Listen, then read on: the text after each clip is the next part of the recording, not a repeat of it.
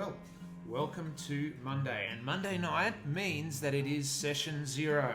Confusingly enough, this is session 0, episode 3, part 2.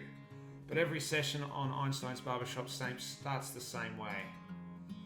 And that is with me welcoming you with my little drink here. Now, as with every episode of... We'll just fix up because we are not in the right one at the moment. There we go. With every episode of Session 0, we don't spend too much time chatting on this front screen because there are other people that we have to talk to. So, now do bear with us with the little screen, the video screens there. We're playing around with some video foibles as per the usual. There's nothing we can't deal with. There we go there. Alright, so we've got Kitty riding along at the moment. And we're still trying to sort out some issues there, so we might get some input there. If that doesn't work, look to the chat. Kitty will join in as well. Now, Kitty obviously joined us last week when we rolled characters for Brendo and Kitty. This week, we have Sasha. Welcome. Hello. And we'll also be having Anthony join us a little bit later on. Children go to bed at a certain time. This is about that time. So, before we get started, a little bit of housekeeping. Since last time we had a session, the channel has changed somewhat. And the first way that has happened is that we are now an affiliate channel, which means we've got the prerequisite amounts of follows thanks to all of you. That means that we can do all other fancy things. So you will notice that you've got channel points going on now. And if you click on the little channel points, you will see that there is a community challenge. We've got 14 days left. We've raised 3%. And the idea is if we raise enough channel points there, you, the chat, the community, will get to choose the first NPC that sends the party out on their little adventures. And we'll do an extra session where I'll sit down with the chat and we'll talk about what I want out of it, what you want out of it, and we will build something together, and that will be the something that sends us on our way. Obviously, we're going to keep it in universe and build it around, and I'll guide that. But aside from that, the choices are going to be yours. Now, that much out of the way, there is now a subscription button on the bottom of my page. If I know you, please don't subscribe. If I've seen you, if I've worked with you, just got to be super careful with that. So you do not need to subscribe at all. But if you are somebody that I sort of know, I advise against it. Not the purpose of the channel at this stage.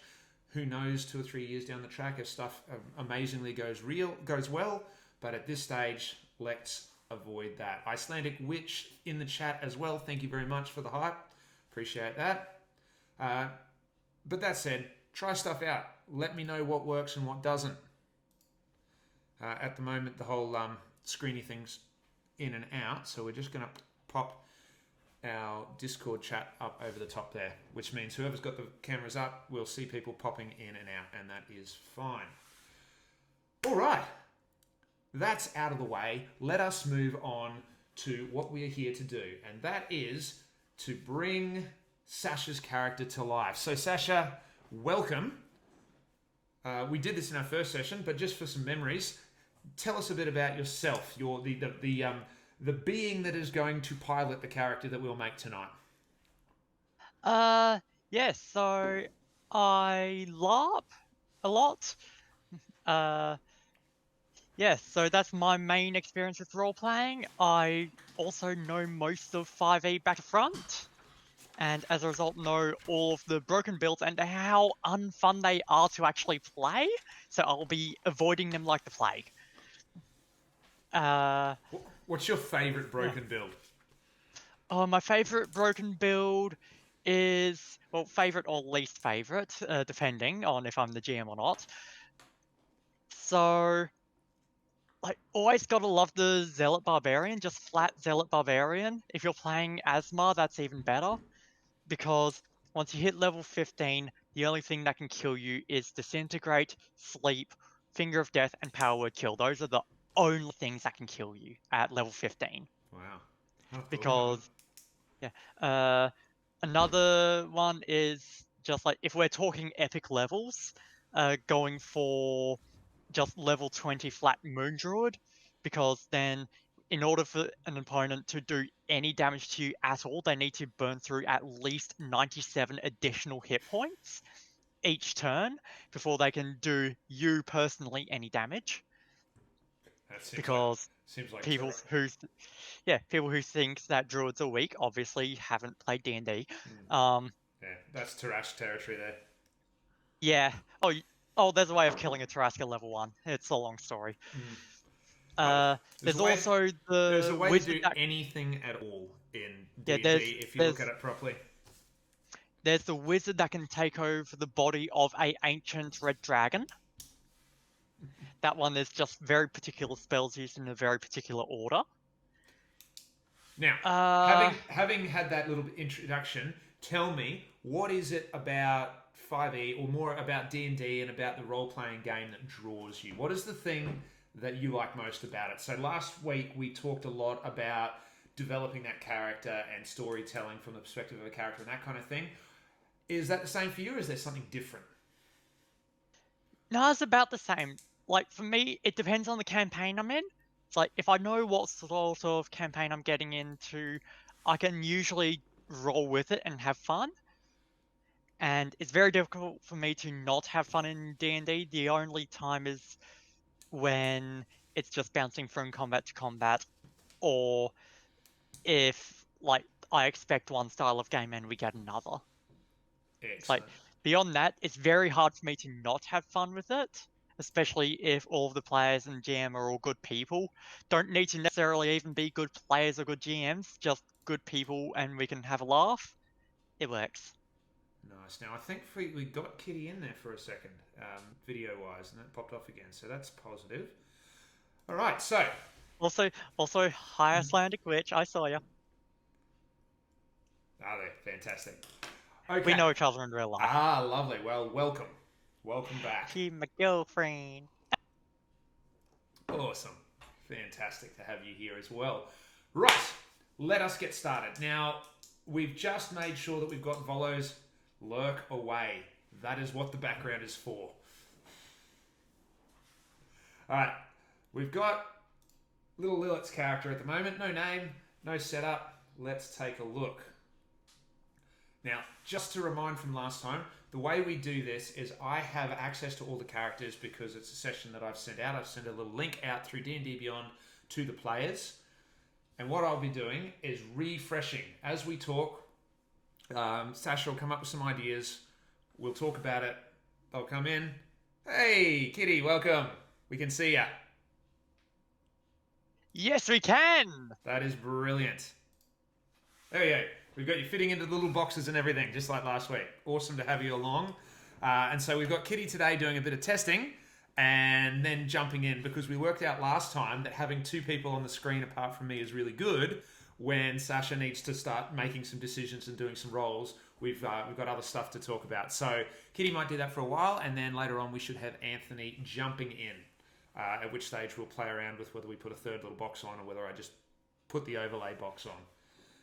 Now, while I've got you here, Kitty, if you're willing, what would your advice be to Sasha, having been one of the first to come through and roll characters? Hold on, can't hear you. No sound. Do you have push to talk?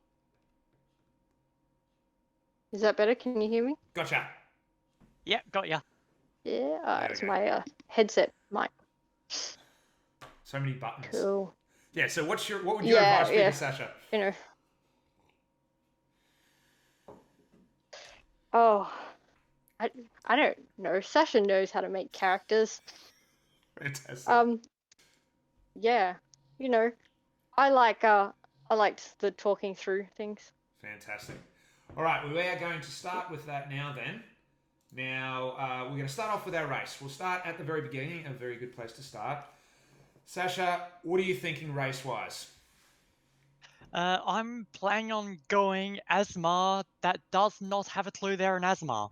Fantastic. So we've got our Fallen, Protector, Scourge, and Variant. How are you going to go there? Protector, definitely. All right, so There we got that there. If you want to select that, and I'll just shut up on the screen while we wait there. All right, so that's high charisma. Live a bit longer. Basically human. What is their fancy thing? Their fancy thing is that they can fly after level 3. That's it. It's only the fallen that gets sort of 1 minute. difficult. Yeah, 1 minute flight, and extra radiant damage for a minute. And the protector gets healing hands as well, and light. All of them get healing hands. Yeah. Fallen gets shadow wings, necrotic damage, and a fear effect. Scourge gets gets a aura of, I forgot what the Scourge got, but I know that the Protector has flight, and considering that I'm planning on probably going monk, I know for a fact that playing a martial class is very little range. Sucks against flying enemies. So having the option to fly would be great. Although I'm planning on not using that unless I really need to. Like, unless they're in a massive bind, I'm planning on them not. Like, I'm having it basically be their major fight or flight response. So not something that they consciously use. Just to throw out a little bit of information that we talked about briefly before, the idea that this Aasimar, I think you mentioned it, doesn't know that they're an Aasimar. Is that something that it's worth us putting in there, that once, hey Dinra, how are we doing? That we put in that once you get one of those situations, you as a player will know, I as a DM will know, but we wait for that moment for you to suddenly realise that there's something actually and legitimately different going on? Yeah, definitely. So what I was thinking is, if you want to do, like, at points later in the campaign, like after I hit level 3 and I gain access to the wings and everything, have like the celestial that made me become an Asma sort of like visit me in visions or dreams or whatever, and like sort of see how and sort of like have different things happen depending on how they react. That would be really cool. Yeah, that's definitely something that I think I would do there. We'd find a way for it to come in. But I do get the impression, just on what you're talking, that there'll be a fairly direct and immediate awakening. Just because, again, we've talked very briefly before about a couple of things that Sasha wants to do with the character. And straight away, I'm just trying to put pieces together, because one thing I love to do while I'm DMing is adjust what we're doing to bring in some of those backstories and some of those hooks that come with character creation. So we've got them up the side, so if we're between quests or something, we can redirect to suit those. It's just cool. My other character at the moment, one of my other game at the moment that's in this world, one of the characters is an Aarakocra. And initially, having not had a flying character before, I was like, a lot of suggestions on the forums. They're like, oh, you got to get rid of the wings, they kill things. And I thought about it, I asked some people some friends who are in the know, and decided at the end of the day, you can always change the battles to add other wings in it to level the playing field. That can always be done.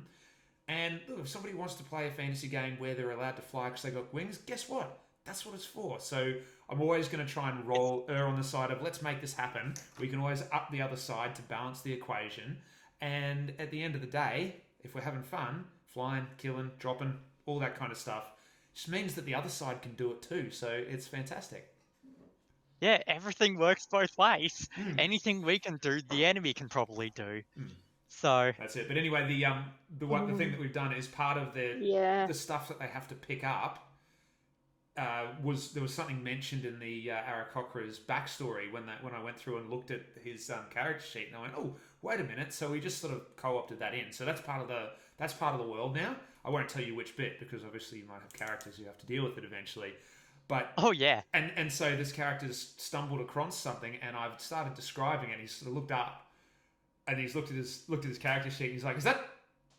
And then he found out that was the actual thing that his backstory had been searching for. So it gave him an in, except I'd messed with it a little bit, so it wasn't as simple as that. Anyway, Sasha, do you want to choose that Protector Aasimar so it will go through? Oh, just done that. Fantastic. So I'll refresh, and the viewers should be able to see that.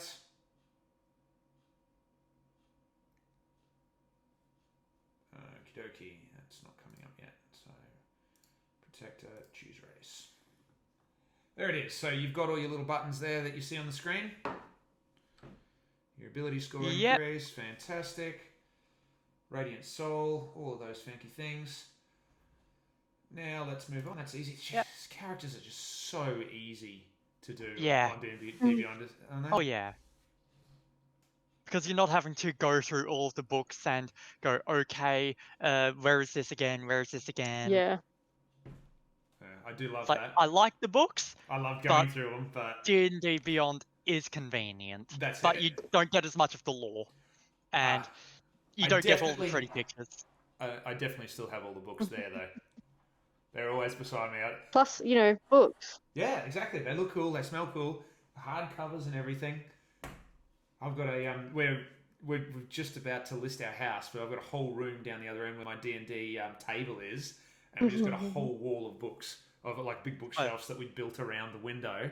The new house, instead of having like we were going to have sort of a 4-bedroom with a D&D room, and we've taken one of those 4 bedrooms and it's just going to be the book room. For some reason, we never call it a library. It's not like we have a word for that. And we're just going to do 3 walls fully with books. And I'm really, really hoping that one of those walls will be the wall where the door would be. So once you go into the room and close it, the door disappears and it's just 3 walls of bookshelf, 1 wall with a couch and windows. Look, Sounds you've got to call it a cardigan. It gives you've got Cardigan. You've got to call it a library, because then you can sit in there wearing a cardigan with your feet up on an ottoman, reading a book with a cup of tea, and feel all fancy and rich. Oh, actually, that is one of the things we're going to want to do. But the other thing we're going to try and do is a bit of homestead. It does. A book room just seems more appropriate. Like it's a room for books. It's not really a library. There's nobody in there going shh and making me, hand them a library card or whatever, early 90s stereotype I want to use, because that's not what libraries are. I used to work at a library. There's no more shh, quiet in the library. No, it's like board games are over there, awesome computer games are over there, there's a story circle over there, get into it. There's an Aikido class in the back. Like, I'm not joking about that. The library I worked at had Aikido classes. Fair enough, too. I'm a big fan of that. Not a very practical martial art. I'm probably going to hurt a few people's feelings with that, but it really isn't a very practical martial art. But it's brilliant exercise. And if you're realistic with what you're getting out of it, it is a brilliant thing to do. It's just not very pressure tested for self-defense. Yeah, there are a few of them like that, but at the end of the day, a lot of them are more about discipline and structure and control anyway, and that's all good fun. Anyway, speaking... I don't think these kids were getting that first word. Well, no kidding. It's 2021. Discipline's an option. Anyway, I digest. Speaking of martial arts, Sasha, tell us, what class are you considering, he says, giving the game away. I am going monk, but I am not going the... Oh, hello, we've lost Sasha. Alright, well, we're going to have to pause there for a minute. I suppose it's ideal then, while I've got you, Kitty, you got the images I sent and everything. Anything exciting you can share, or is it all still secret? Sure. I mean, I've got several sort of interesting ideas I'm developing with limestone caves and being repurposed as catacombs and things like that. Some interesting, maybe ancient things that are older than the current buildings. Awesome. Oh, well, that's going to work. We're probably going to have to talk off stream again then, because I might have to let you in on a little bit of the continent's history then. There's 3,000 years of it, and there's some really appropriate stuff that will link to that. So I think we might have to bring up... Yeah. I've just been making notes, and I was going to send them through to you, and obviously make sure that everything aligns with your world and the creation that you've already got. But Fantastic. yeah. That is going to be fun. I'm looking forward to Ooh, that a lot. have we got we got Yeah. Anthony? I think we had Anthony just drop in for a second there. So if you listen to Anthony whenever you're Once ready, once he's back on, in. I can drop out and let you guys do your thing. I'll just watch on the Twitch. Hang around. Oh well, Perfect. I can. I mean, I'm just sitting here painting at the same time. Fantastic. Alrighty, so there we go. We've got all three of us in. Look at that. That's exciting. Anthony, welcome. Brendo, as well in the chat. We got most of the team together. Have you got me? Hey. Yeah, we've got you. We had you, and then we lost you. We've got you. I'm gonna drop out because Okay. it might be easier to have just the two. No But I'll worries. still be around. Fantastic. We'll look for you in chat when we need to be told something. Icelandic Witch says, "What Archaic are you?" Engine in chat. Awesome. Yeah, what are you Can painting? you hear me? Okay. Yeah, we've got you fine, buddy. How are you doing?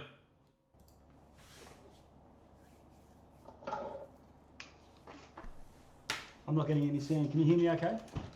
Yep, we can hear you. We can Oh, hear good. you, Okay. Anthony. Okay. The headphones were buggering up, so I okay. can do without them.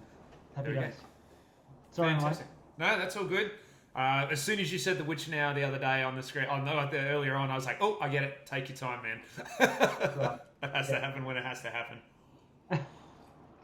We'll just make sure we don't finish the session on your turn, and that way we'll be able to go round before we get to you if you need to do what needs to be done. Cool. So you've come in at the time. We've talked with Sasha a little bit about where we're at. So we've got an Aasimar Protector as the race, and we're just talking about the Monk as the class. So tell us about that, Sasha. Where are we at? Okay, so I've chosen two of my skills.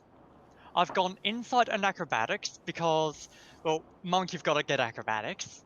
It makes sense, especially if, and I've gone Insight because I'm planning on going Urchin background. They would have had to have learned to sort of read people, figure out who was trying to rip them off, stuff like that. Fantastic. Now the big question, though, what monastic Skill tradition? instrument. Yeah, what monastic tradition are you thinking of? So I'm planning on going open hand, just because that is the one that actually goes the most brawlerish, apparently. Yeah, that's pretty But cool. I'm thinking if stuff happens with the whole Asmar deal, possibly, depending on what happens with the whole Asmar deal, having that change. Well, that gives So- you sort of some soul sorcerer, isn't it? But there's the it's like go Sun Soul Source, like go which one was it? go Way of the Sun Soul. If I end up doing really good by whichever celestial entity made me an Asmar, when I find out about that, if I end up falling and stuff, maybe going Mercy or Long Death or something. Excellent. So what you're saying really is you're open to the path you choose. It's dependent on where the character goes in those first few levels. Yeah, but I'd like to start off going open palm and have it potentially being a thing that can change, but won't necessarily change. Cool. That's something we can definitely play with. I mean, if there's a story reason for these things to change, like they're more like guidelines anyway, aren't they? Yeah, and it's all editable. You can edit all of it. Now, the thing I'm questioning right now is I get to choose a musical instrument or artisan's tools. And I'm trying to think what one would work best. Okay. Hold on. I'm just going to hide my camera for a minute because the girl next door is just coming through from next door, and she doesn't really want to be on camera. So I'm just going to disappear for a second. All good? What's she getting, darling? Paperwork for house. She is doing all the paperwork for house at the moment. Yeah. I just had an idea for the artisan tools. Yes? I'm thinking, because the urchin background already gives me a feat for knowing my way around cities and everything, potentially taking cartographers, so map makers. There Or is. that could have been a way that I got by basically like that could have been something that I did while trying to just get by as an urchin, drawing out maps for tourists and stuff. There is a little bit, a couple of other things that I might be able to throw your way there, particularly with being an urchin and being from the city around those kind of things. So we'll come back to those and talk later. So I'm not Yep, going to all hold good. you, not going to, and that's something for you as well, Anthony. If you saw last week's, I'm not going to hold you to any of this too hard. I mean, we're rolling characters together, and it's really after this session where you start sitting with your character that a lot of that characterization happens. We know that. So we'll have discussions here. Chat, don't be surprised if things change a little bit between now and when we actually start playing. I am hoping that we'll be able to get some sessions before we all get together where that sort of backstory can come together, so we all find ourselves at the tavern, because it's going to be a tavern, at the beginning of our first session. Actually, that's a question I've got for Anthony, because we know that Anthony's got a fair bit of experience DMing. Favorite place to start a campaign? Go. Just while Sasha goes through and updates a couple of those things and gets a bit ahead, that way we can talk through stuff that she's already done. Favorite place to start a campaign? I think your mic's off. You may be on push to talk. There How are we we go. going now? All good. You got me? Yep, gotcha. Okay, I can bugger this off. All the expensive stuff is not working. It's my webcam with the built-in microphone. My most favourite campaign start was in a prison with and all of the characters had awoken from, not in prison, sorry. They're all on the ground after some big blast. And and they all woke up. And what I did was, I got everyone to make characters, but then on the night said, okay, put those away or give them to me. Collected them all up and gave everyone a blank character sheet, and described. Someone says, okay, I say, what do you want to do, Sean or Mick or whoever, and they would look down at their hands and woke up dazed, and they had elven fingers. Realised that they were an elf but didn't know anything about themselves, and then looked down and they were wearing robes and so on. And so they weren't actually playing their character, but slowly filling the character sheet as they, basically Jason Bourne type thing, but with a whole party rather than one spy. Nice. And eventually, that only went on for a couple of sessions, but eventually they figured out their class and and there was a battle straight away. So we had people grabbing swords because it was near them, but it wasn't actually their sword, and they weren't proficient on it. And it wasn't until they start to fling a cantrip or started to think about magic that it came to them. Fantastic. And then they all passed their character sheet along to the person to the right. They were all playing someone else's character just for a couple of hours. That's awesome. And then the proficiencies and things like that is more long-term memory. So I had that coming back over a couple of sessions rather than a couple of hours of play. Awesome. Oh, that does sound like an awesome way to start it. It's always the hard thing though, because you go, all right, you meet in a pub. It's like the the episode out of How I Met Your Mother, where I don't know if you follow that, but Ted spends this entire 9 series thing talking about how he met his mother, and then went, oh, you guys never told me how you met. And his dad goes, did we tell you that story? It's a great story. A bar. We met at a bar, and that's it. All right, so how are we looking there, Sasha? I am up to ability scores. Excellent. So it's time to roll us some rolly rolls. Yep, we're going roll. Excellent. Do you have dice there that you want to do? I have some dice on me, or I can pull up a online dice roller for the sake of everyone viewing, and I can share it via Discord. No, that's all good. Will you pull that up? There's a roller. There's a roller option if you can see on the screen. If you're watching the stream there, the character builder under abilities. If you choose on ability scores, you choose manual/rolled. You can actually click roll and have it roll those values down there, and then you can attribute them to the one you want.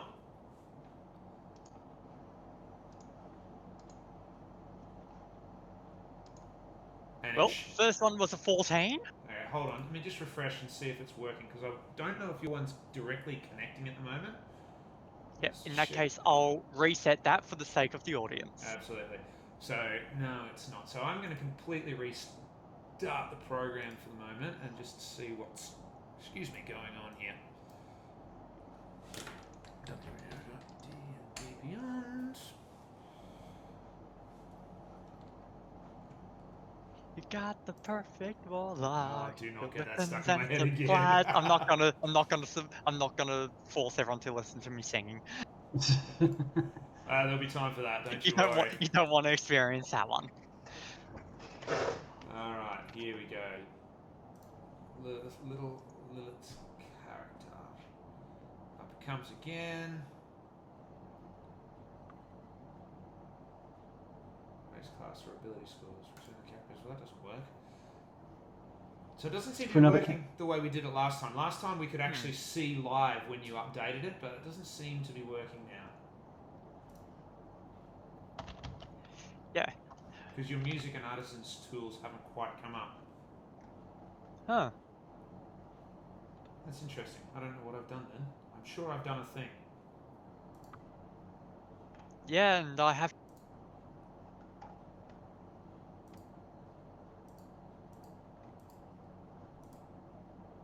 The Lurt's character doesn't even let you choose a race.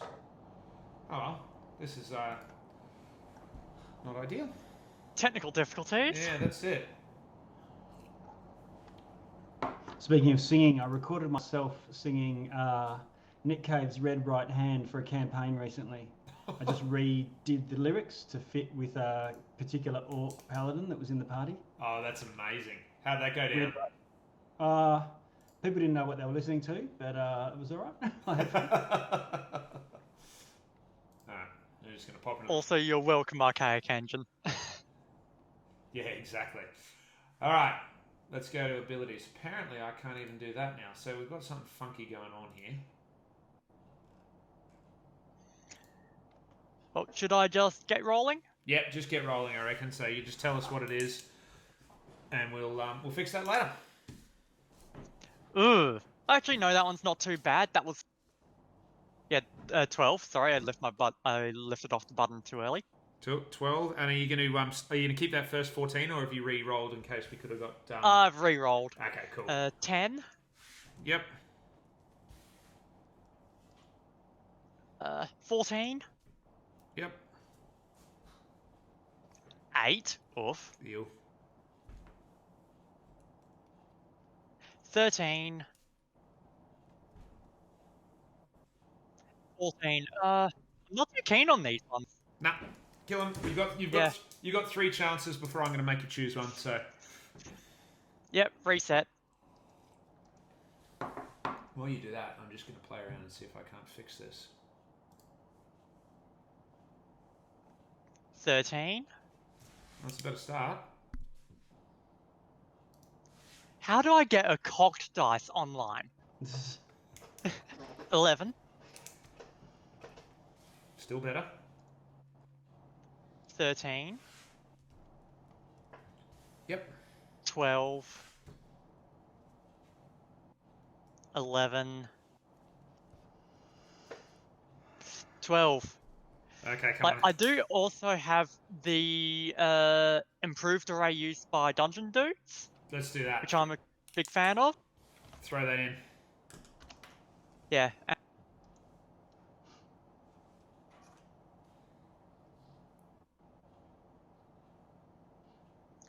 Yeah, that one. Oh, we just lost you there for a second. Yeah, that one is 17, 15, 13, 12, 10, and 8. 17, 13, 15, 10, 12, 8. Okay. Yeah. Does that sound fair enough? Sounds good to me. I'll enter that in. Excellent. All right, so it does look like your character's not going to come up. I'm just going to jump into yours, Anthony, for a minute, see if we're going to have that same problem there. Sure. What have you uploaded so far? for me. Yeah.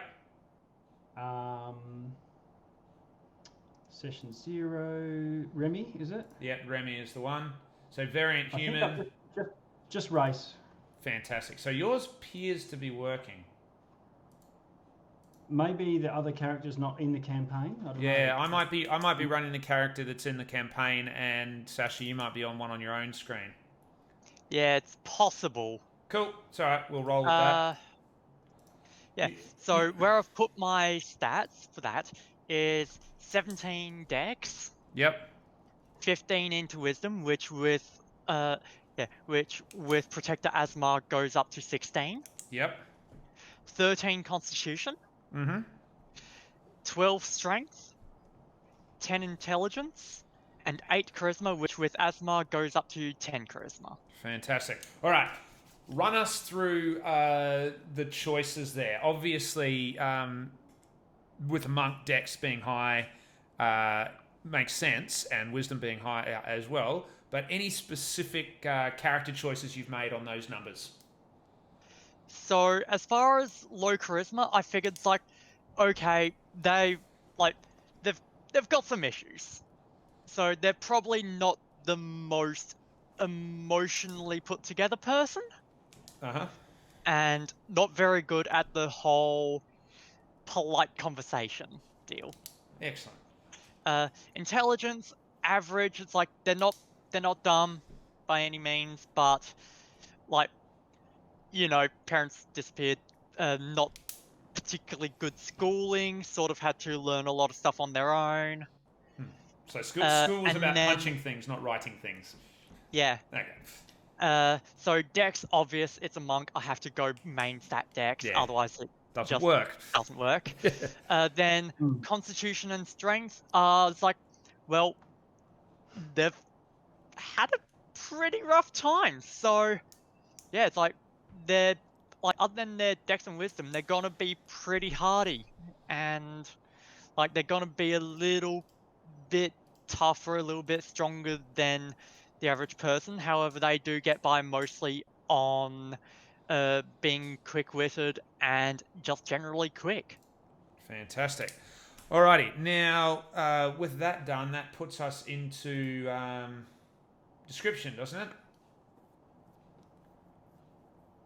Yes. Okay, so I'm not going to make you completely upload this at the moment, but give us a 30-second tour, or give us the tour of what we're thinking here. So we've got an abandoned Aasimar that doesn't necessarily know they're an Aasimar, a monk. Where was their hermitage? They were an urchin originally. Give us broad strokes of the story. It'll come out in the game, but give us some broad strokes for now. Okay, so they never actually had a hermitage. Basically, like, think pugilist, street brawler. Like someone who just learnt by getting beaten up until they were better at beating up the person who was trying to hit them in the first place. Fantastic. Basically keep on getting hit until they learn to hit back. Excellent. Do they have a loose mentor, perhaps, that dabbed the blood off in the pit fights and made sure that the gravel of the arena didn't get stuck in the wounds and heal over or anything? Yeah. So part of that would be down to their Aasimar heritage, which again they don't understand. They don't really know about it. They just thought that they were quick healing, and after they dusted themselves off, everything seemed to not be quite as badly injured as they thought they were.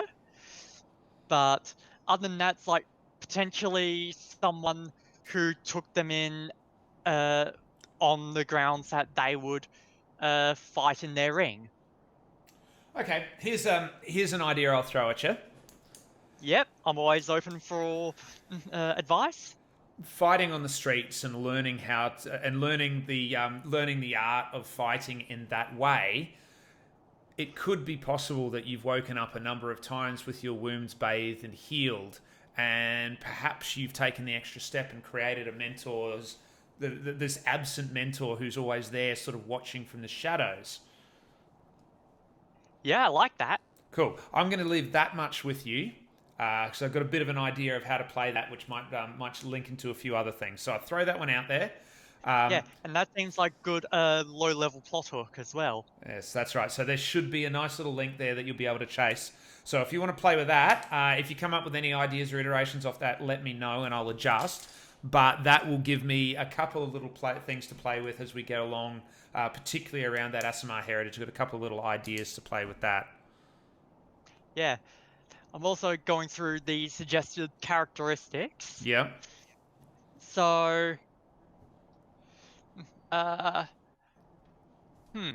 So, for personality traits, I can go for a D8, or I can choose two. The options are I hide scraps of food and trinkets away in my pockets. I'm going for that one. Then there's also I ask a lot of questions. I like to squeeze into small spaces where no one else can get to me. I sleep with my back to a wall or a tree with everything I own wrapped in a bundle in my arms. I eat like a pig and have bad manners. I think anyone who's nice to me is hiding evil intent. Not going to go with that one just because it's not very good for a party dynamic. I don't like to bait, overdone. And I bluntly say what other people are hinting at or hiding. Again, if we're trying to do anything social, that's probably not the best one. I would not like a personality trait to always be getting us into trouble every time we try to do something social or political. Now, the other thing that you're welcome to do is if you don't want to fill those out straight away and you want to develop them either organically or make them yourself or anything like that, I'm cool with that as well. Because already we're definitely, I'm seeing a picture here of the kind of character you're creating. And in a lot of cases, we might find that our pre-game session where we bring a couple of the players together might unload a few of those. So don't feel like you have to double down and choose one and stay with it for the moment. I know what my ideal is going to be. Yeah. Aspiration. I'm going to prove that I'm worthy of a better life. Fantastic. Yeah, because I'm very much thinking it's like, okay, yeah, it's like they've been dumped in this life, they've survived it, and they don't want to make them a bad person, and they've fought hard to make sure it doesn't make them a bad person and Fantastic. just fulfilling some stereotype. Brilliant. All right, what about bonds? Bonds. So the main options there, like the provided options, are my town or city is my home. I'll fight to defend it. I sponsor an orphanage to keep others from enduring what I was forced to endure. I owe my survival to another urchin who taught me to live on the streets. That's sort of relating to what you were saying. I owe a debt I can never repay to a person who took pity on me. That one also works. Yeah, they're the two I was thinking. Might work. I escaped my life of poverty by robbing an important person, and I'm wanted for it. And no one else should have to. Yep, that's the one I was thinking. No one else should have to endure the hardships that I've been through. Okay, too easy. Flaws. If I'm outnumbered, I will run away. Gold seems like a lot of money to me, and I'll do just about anything for it. I will never fully trust anyone other than myself. Again, not good for a party dynamic. I'd rather kill someone in sleep than in a fair fight. It's not stealing if I need it more than someone else. And people who can't take care of themselves get what they deserve. No, not a fan of that one. That one's a bit scum. I'm ambivalent. I'm going to leave that one open. Yeah. I'll figure that one out in play. We tend to find better flaws by playing a few sessions, I reckon. Yeah. And it's like having a flaw from the get-go sort of makes you start stereotyping yourself into that flaw. Yeah, exactly. Okay, now, equipment I'm not going to go through in detail, but is there a specific preferred weapon or something that you go with? Now, being a monk, of course, that becomes less and less relevant. Yeah. But yeah, simple weapon. Yeah, just a simple weapon. I'm thinking of not going for, because like most people who play monks will go for the short sword or go for the quarterstaff. Quarterstaff every day of the week. Yeah. I'm thinking hand axe. Ooh. Picked it out. I'm thinking hand axe, a nice bearded hand axe. So the blade sort of goes in front of their knuckles and because that's one way that you can use the bearded hand axe, is you can essentially grip it right up near the head of it, and the front of the axe will go down in front of your knuckles, and you can basically punch with it. Fantastic. I'm not gonna even try and have this discussion because you very clearly are much more versed in the actual use of actual weapons than I. Hence your background. What's behind you? If you tell me that's how it works, I'm not going to argue because you could probably show me and I'd rather you didn't. That's alright, I'm just the person in the chat who's actually had dagger training. Exactly right. So we'll go with that. And It was a long time ago when I actually did the proper training for it, though. It's like, it holds up at LARP, probably wouldn't hold up against someone who's actually done it recently. I'm just going to put in the back of my mind there that the lumberjack who lost his prize axe that he just left on the back of the wagon as he was bringing his lumber back from the forest adjunct the city has been looking for it. It was given to him by a grandmother. So there's something like that just possibly, in my background. Possibly. Well, she didn't really have that much money for an axe, so... That's it. I loved Winter Ant said School of the Streets when we were talking about where the bard came from. School of the Streets. I don't know if that's a playtest one or there's an actual homebrew out there, but I am going to look at that and just see if there's anything else cool we could play with. I just Crazy 88. That's me. That was a good movie. Oh, of course, that's you, Anth. Yeah. Fantastic. Yeah. Alrighty, so I think, Sasha, that about gets us to that stage where if you want to go through and finish that up and post it up, obviously changes can be made. At our next session, once we get a few players going, we'll sort of formalise those a little bit and we'll start to follow process a bit more. But at the meantime, we'll make cool characters. If there's changes, we'll roll with them in the game. If you want to set those up and then just do a bit of a check for me and see if that link has worked through, because I've got your character here but none of those updates seem to happen, so I might just get you to double check that. You might need to re-input that code or make sure it gets uploaded in, and while you do that, we're going to segue across to Remy. Okay, can you see it on screen now? I'm just bringing it up now. Character builder.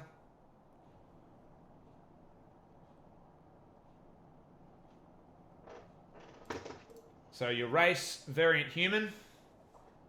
Yeah. Yeah. Can you see it up there now? I haven't picked anything else at this stage, I don't think. Excellent. Okay, so you've got your one language to choose for, which I'll leave you to do. Your ability score increase, because you're going in variant, so you get 2 and a feat. Yes. Now, have you decided the feat, or are we going to come back to that? What I'm going to do is I'll give you just a brief rundown of the principle of it. Fantastic. I was initially thinking of going a paladin as an old character that I used to have that I only played in 1 or 2 sessions, never got to fully flesh out. Played at really high level and never got him to grow into that. But there's another character class of a bit of a brawler, not a monk, that I could lean into a more martial, as in, using better weapons and so on. So I'm thinking of someone who grew up in the country, country kid, maybe a shepherd or apprentice to someone if they have particular skills or tools that they're skilled in. But basically someone who I want to explore the new ability of throwing weapons as a ranged speciality rather than bows and arrows. Okay. So imagine some kid looking after sheep or whatever, and they while away their days ditching rocks at signposts and then eventually throwing nails at signposts and getting good at it. And so being like a dart or dagger throwing specialist. And I've seen a lot of people online bagging the whip, which I'm a big fan of, and I'd like to explore if it really is as bad as everyone says. I think it's got a lot going for it, even though it's only a D4 and the dart's only a D4 as well. So I'm thinking of someone running around with all these like train tracks size spikes, iron spikes, strapped to them, and they can just throw them willy-nilly. And they've also got a whip and maybe another weapon up their sleeve or whatever. If they fought in the militia of the town, then they'd know how to use a pike or it's normal infantry things, and that might explain why they've got proficiency in all martial weapons. Is that the militia that has that very special leather cap? Because when you got a whip and daggers, there's got to be an indie reference, doesn't there? Yeah, I like the. I'm going to try some Indiana Jones moves, but it's more about being able to reach out and touch people from 10 feet away. Excellent. With one hand. So one-handed reach. I love it. Yeah. And that does bring me to the question that I've been asking everyone. What motivates you to play? So when you're a character, I know that you spend a fair bit of time as a DM, but when you're making a character, what is it that motivates you in the sort of the role playing sphere? I like playing a character that gets a chance to shine, not like in the spotlight or anything, but being really good at what they do and developing from not being good at what they do to like heroic adventure. Being in really grim situations or grim things and managing to get through is good as well. So all of the Ravenloft type stuff I love as well, where it's a bit more, gothic horror or whatever. But that's more a different style of adversity rather than sort of the gritty everyone dies all the time sorts of campaigns. So generally I've always found myself when I've playing characters that generally like they're not the comic relief or the person that's always in the background, but either the mage that's standing back and slinging spells, or a fighter or a paladin or a monk. Like they can fit that role really well. Haven't played a rogue before, so that probably says a little bit that they're just a little bit too sneaky for me. I'm a bit too blunt instrument. I've got to be honest, thus far it's not been a rogue-friendly party. Yeah. Like, if you're a rogue, you're going to be the odd one out, which would be fun, but we don't need a rogue. That's the thing. That idea of you've got to have a cleric, you've got to have a Monks and rangers can do it really well anyway, and exactly. I think this guy will be able to as well, because if he's ending up sneaking around with high dex, and it depends on what the rolls are, but if what I'm thinking of is if he spent his time as a farmer or local hamlet, grubbing around in the mud and the straw, he might have been sort of seduced away into either crime or smuggling or helping people move contraband around, and so that's where he's gotten into this sort of gangster type weapons rather than the normal militia marching up and down the square type thing. Fantastic. Marching up and down the square. Exactly. Exactly. Oh, I'd rather be in the paddock eating an apple. What? Oh, off you go then. Classic bit of comedy, that one. Anyway, can I just get you to choose a language quickly for me, and then let me know, and I'll make sure it's updating, and we'll move through. Okay. This will give you a chance. Okay. So, whoops. I'm gonna go Sylvan, just because of the countryside. I might have had an opportunity to learn stuff from the Nan or something like that. You done? If you refresh now, it should be there. I put it on the table. Yep, so that's come up. So that means it is working here. That's lovely. Happy days. I'm onto ability scores now. I'm going to do them straight away because that might guide other decisions. Okay, so are you going to do manual and rolled? Yeah. Excellent. So I go choose generation method, manual rolled. And then just roll one. When one's rolled, let me know, and we'll pop it up so we can see them. Okay. And I roll it, and is it just 4d6? Did you say re-roll just straight up, and then maybe 3 times? Yeah, that's it. So, and this one, it's a bit loose compared to how I would normally do it because we can't re-roll ones with this program, and it's difficult to get the actual dice up unless you've got dice that we can focus on and roll. Just roll them. If you're not happy with them, roll it again. If you're happy with them, we don't need to do that. But as you roll, let me know, and I'll just refresh so we can see what's coming through. I've done the first one, and it's a happy place that I'm in with a 16. 16 to start, looking good. There it I is. always I Oh, almost always go with. I wasted a 4. Almost always go standard array or point buy. So 16 is not possible to start with. So that's already better than fantastic. what I'm looking at, unless I go flub everything else. Okay, 12. Still doable. There's still a bonus on that. Yeah. 14. So you guys are going to be hitting the basilisk in the first week with the rolls that you guys have gone with. Yeah. So And 11. So That's my again, lowest so far. Oh, So you- far, he says. 2 11s. Uh oh. that's right. You get to level 4. That's them sorted. And the last one is a 13. All right. So 16, 14, 13, 12, 11, 11. You want to take another roll? You can always I go don't back. know, what So I was thinking of going, if you re-roll, you're stuck with them, but I'm not going to do that. I've written down those 6. What I might get you to do, I'm going to pop off on a bio break for just a quick second. So Yep. I'll get you to reset the group and re-roll, Okay. and then when I come back, we'll have a look and we'll see how that went. Okay. Bear with me 1 second. Okay, no worries.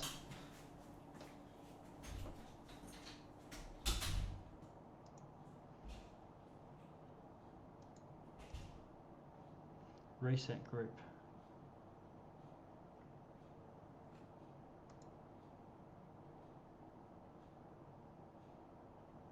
I'm not sure if reset group is going to completely scrub all these roles or not. It does.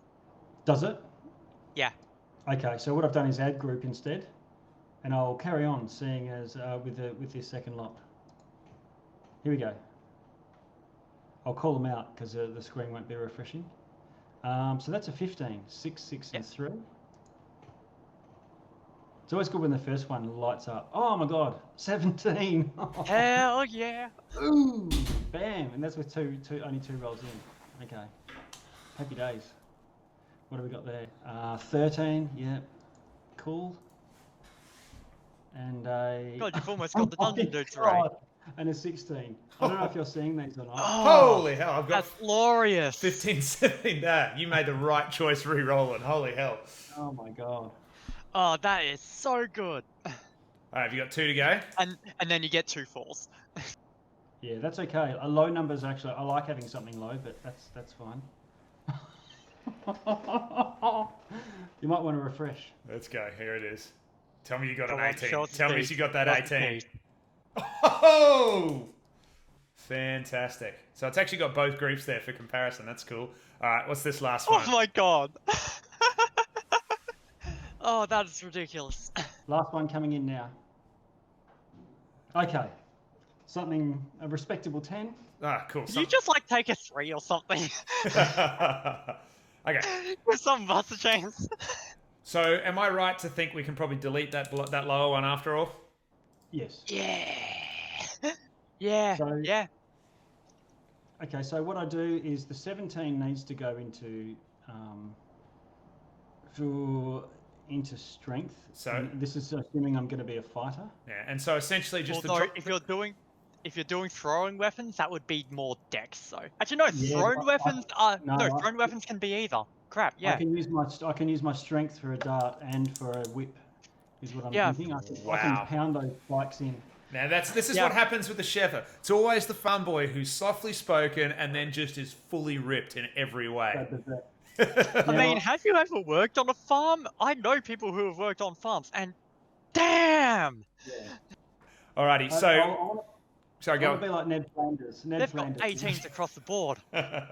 So just the drop downs below there. You've used Yeah. D&B before. Yeah, okay, cool. So I'll stop telling you how to suck eggs. So I put the 17 in strength. I guess the other part of this is, well, that's where he's starting out as a bit of a smuggler, farmer, hick, country background. But I'll likely might get bored in later levels, and I'm thinking some sort of spell casting, or maybe even he takes an oath and becomes a paladin later on, or maybe becomes a divine soul sorcerer, which is much the same thing. You get the divine spark awakens, and you get some spell abilities, or celestial warlock or fey. Fey, because my Sylvan thing, I might be those tie to the woods or whatnot. There is So in our local pantheon here. Yeah. You've got Saban, who's the Risen, who's sort of the old Raven Queen lore, where that they arose into godhood. Yep. And then on the other side of that, there's Talan, and off there you've got Istir, the god of the wildlands, the forest, and hunting. Holen, the god of growth, order, and farming. So we've got some local deities, even though you can use the grander pantheon from Faerun, and that's fine. There's a couple there that might actually work on Talane's side. So I've got to rewrite and draw that up, and I'll throw that out. So as far as deities and options for divine soul and those kind of things, or even warlock for that matter, there's deities that we could play with that would suit that backstory that you're describing. Okay. Actually, I might try and remember if we get time at the end. I'll just quickly go through the pantheon. Yeah, go for it. I'm just deciding where I'm putting things. If you want to decide that, it's a bit hard to bring up for now, so we'll pop that up later on. So I'll tell you as I go. I'm putting Strength 17 and Dex 17. Constitution, which is again similar to the monk before. Clean living, healthy lifestyle. The 10's definitely going in intelligence. So I want to have it's okay. It's average, but probably wisdom is probably more appropriate. But you have to have a 13 wisdom if you want to multi-class into paladin. So I'll keep that open, but I might make some non-clever decisions.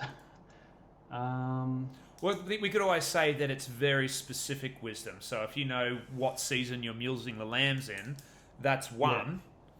But the wisdom to not walk up to a big strong guy in a pub and not tell him what for in here might not be the same type of wisdom. So situational wisdom, we'll call it. Yep.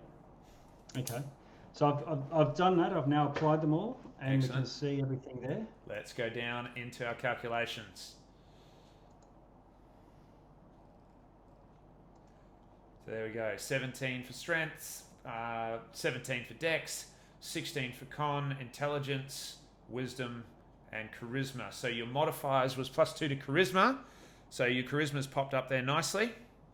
Oh, is it? I'll have to look at. Is that in under race? We might pop back to race and have a look there. So my language is Sylvan, and I'll get 2 ability scores, and I'll put strength and dex up. That were both 17s. Okay, fantastic. That's there. Let's have a look at those abilities again. There we go. So they're both at 18 now. Yep. Okay, and I'll put athletics for my. It might not be the most optimal, but unless you automatically get it as a fighter, but that's fine. There's a skill you've there. got a +2 modifier to charisma there. Oh no, that's just your modifier. I'm looking at the wrong thing. I was looking for where the ups are. There we go. I put a 15. There we go. That's great. Without any boosts, it's 15 anyway. So happy days. But once again, soft-spoken shepherd sitting down the pub, not causing any trouble until they have you seen? I don't know if you've seen the Canadian show about the townies on SBS, like that guy. Yeah. So I'll ask you to sit down, please, and thank you. And so feet, I'm thinking either sharpshooter or I think there's a thrown one, but I can't remember what it is. That might be no, I think that's a fighting style you get. Yeah, there's a fighting style for it, but sharpshooter does work for thrown weapons. Yeah, okay. So sharpshooter it is. There's no thrown specific feat. So sharpshooter will be it. So I can throw my iron spike 60 foot. Excellent. And accurately. Yep, you ignore half and 3/4 cover. Yeah, okay. And you can take the -5 +5 on your attack roll for +10 damage. Okay. That might come in at later levels when I can be more certain of hitting, but yeah, okay. Right. Look, if it's a big target, That's true. If it's an ogre, It's not going to be long get before you hit out one of of. my swamp. It's not going to be long before you see one of those with the rolls you guys have all done either. okay. Happy days. Okay, so I'll Well, jump. no, our hit points don't change that much. No, that's true. All right, Okay. background. I'll jump in. I mean, number 2. Oh yeah, I'll go to background. That's a good one. Where is that? That's in description. In description, yeah. Okay. So I might go. I don't want to be farmer as what defines me. So I'm thinking criminal spy, and this is the time I spent in later teens helping the smugglers. So what does that give me? Deception, stealth, thieves. Thieves tools don't really make sense, but that's fine. Chess is a bit too cerebral, so I'll go a dice set, randomness. And that will do me. Pop those up. So then I'll go straight to class. I can do all the other green eyes and all that palaver later on. Yep. Once I know more about the pantheon, pick a faith, if anything. Yeah. I don't think I'll be specifically religious in worshipping a particular god. It'll just be, okay, I'm going to battle, I'll say a quick oath to the god of battle, or if I'm, hoping for a good harvest, I'll do the opposite for someone else. Absolutely. Sounds Okay. good. All right. So again, here, no need to go through all of the details there, and you've given us a fair picture of what you're looking at there. Anything else that's going to be pertinent, that's going to be important, you think's worth sharing? I think just adding the class, the first level fighter class, and the 2 proficiencies. Okay, so let's pop into class.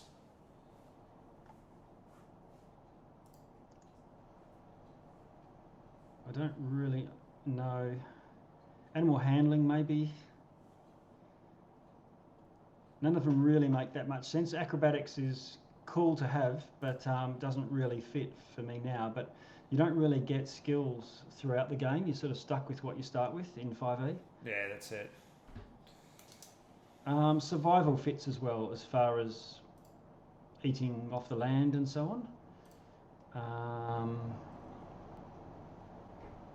Actually, intimidate. Oh no, I'll go acrobatics. Animal handling would matter if you're gonna, be good with horses and things later on. And fighting style. Ooh, thrown weapon or archery.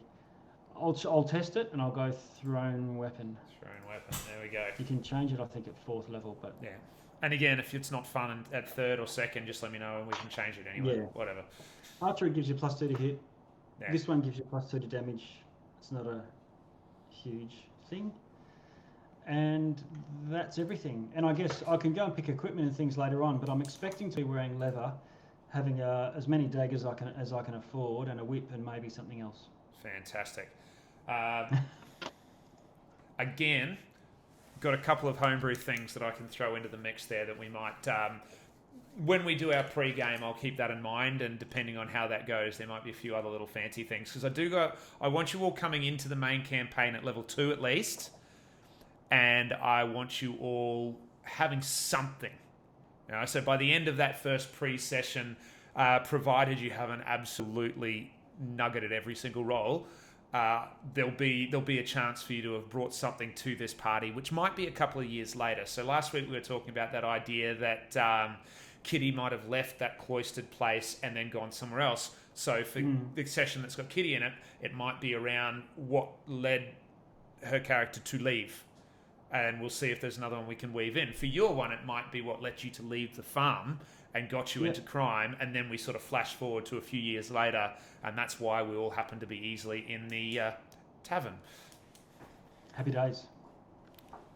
And I think if that works well with Arlene doing her session next Monday, and then we might piggyback onto the back of that somebody else who wants to jump in, and we can do a quick start one there. Then on the next final session, and then it's only 2 or 3 more sessions before we actually start properly, and we'll start to bring a few more people in, because I am getting antsy at getting the whole lot of us together, but I also don't want to rush it. I want to make sure we go through and we take our time and everybody gets their time to have their say, one or two on the screen, and make sure they get across what they want out of their character before we completely ruin them by putting them in the real world. Great. Oh yeah, I have my character sorted. I'm on the page saying view character sheet, export to PDF, view all my characters, start new campaign.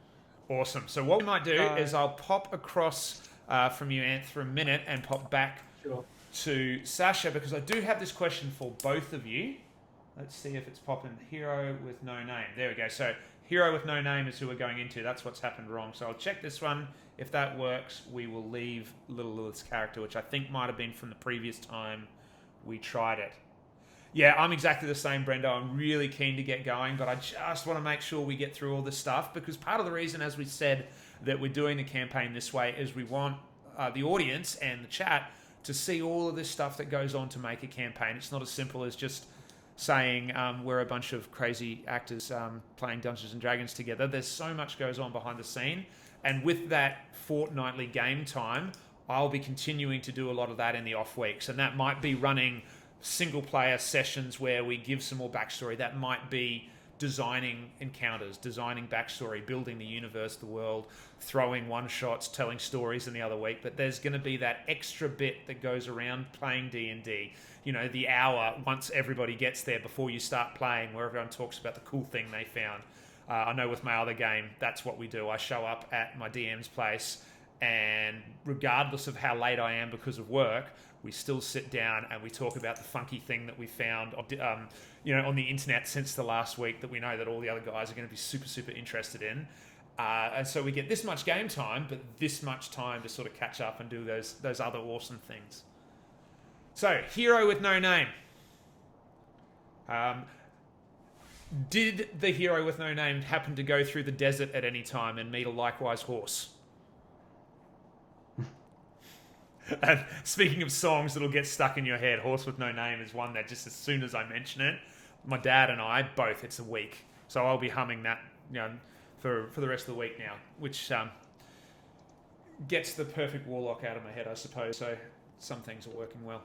Tell me, Sasha, what does your character look like? What kind of obvious or important features or traits do you want to throw out for us at the moment? Sorry, I just realised that things apparently didn't. No, I've got you. I've got you all set up here. So hero with no name, not Lilith's character.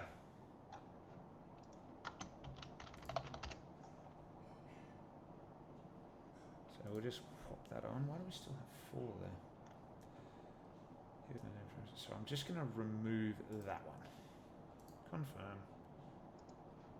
So just refresh back on that main page and you should find hero with no name come up. I think we were getting mixed up with another one that was sitting there.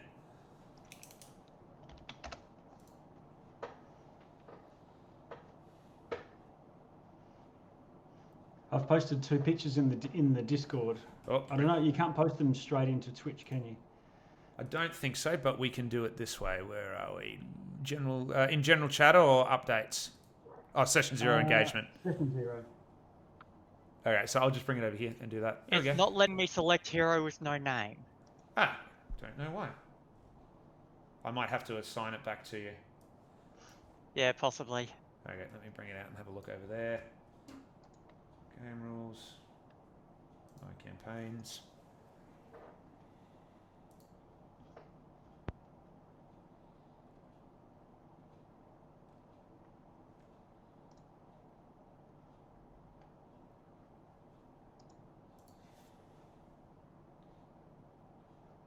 So, player Little Lilith. It's saying it's got you as a player on it, so I'm not sure why that's happening. It's definitely all set up. Like, it is listed under my characters. It's just not letting me select it. Okay, well I'm going to close out. We might do a restart out of that and see if it'll load it back up. What was that? I know that sound. There's so many ding dongs go on my computer I can never remember which one is which. I do not know what that one was.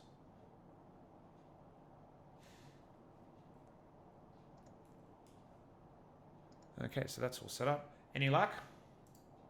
I just restarted it. Like, I just refreshed the page, and it's still listed as mine, but it's not showing up. Like, it's not available. Curiouser and curiouser.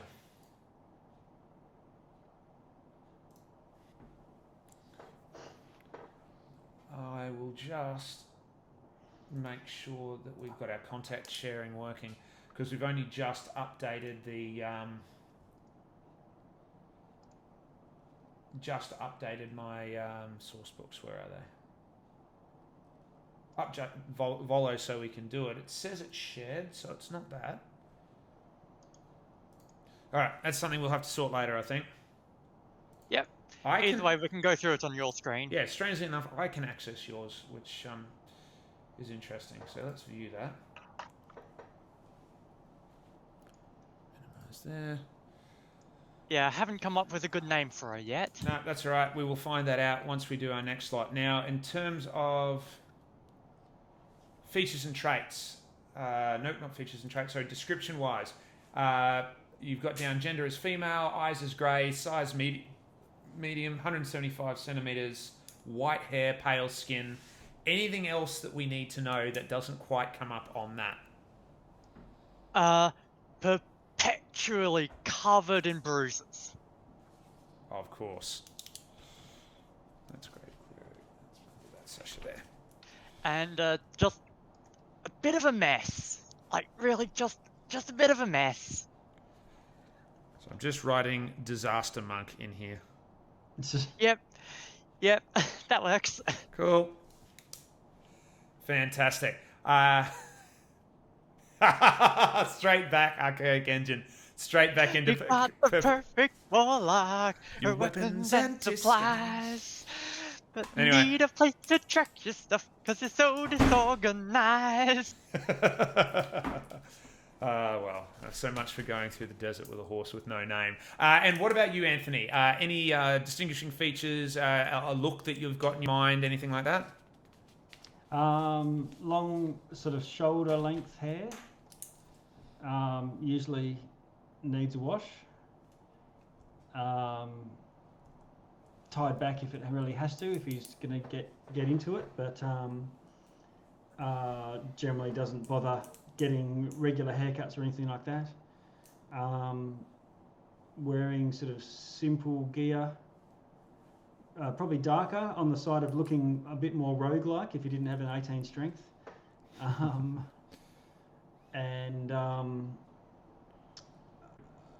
I guess he's not grim. Like the photos I posted were from El Mariachi or from Machete.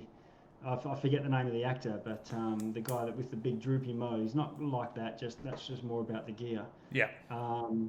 But he's the sort of guy that will, he'll come up, and if you invite him to sit at your table in the tavern, he might come and sit down chewing an apple and spin his chair around and sit on it backwards to strike up a conversation. Chewing an apple, low-key bad guy.